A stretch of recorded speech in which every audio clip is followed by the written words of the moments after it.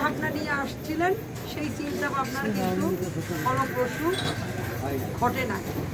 কারণ আমাদের সাংগঠনিক অভিভাবক আমাদের বিএনপির ভারপ্রাপ্ত চেয়ারম্যান তারেক রহমান বারবার কিন্তু বলছে যে আগামী নির্বাচন আমাদের জন্য কঠিন হবে এবং আপনারা অদৃশ্য শত্রুর সাথে মোকাবেলা করতে হবে। সত্যি বলছে না? সেই সত্যি এখন কিভাবে প্রমাণ হয়েছে? বারবার বলছে কিন্তু আমরা গায়ে লাগাই নাই, শুনি নাই।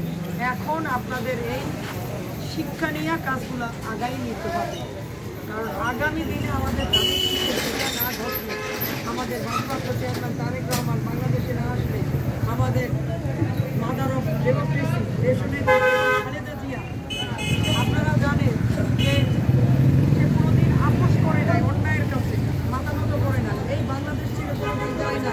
সে এই দীর্ঘ 17 বছর এই ফ্যাসিস্টের পরাঘাতে জেল কাটছে 4.5 বছর, তার সামান্যতম চিকিৎসাটুকু দেয়। আজকে যদি সেই কষ্ট আমাদের ন্যায় যদি আজকে হারাইয়ে যায়, তাইলে আগামী দিনে আমরা বাংলাদেশের জনগণকে যে কথা দিচ্ছি তাদের ভোটের অধিকার ফিরাই দেব, তাদের ভাতের অধিকার ফিরাই দেব, এটা কিছুই আমাদের সফল হবে।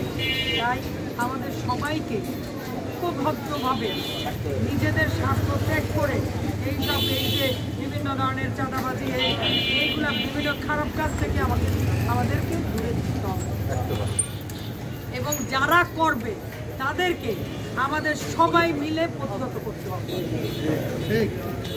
যদি আপনারা এইগুলো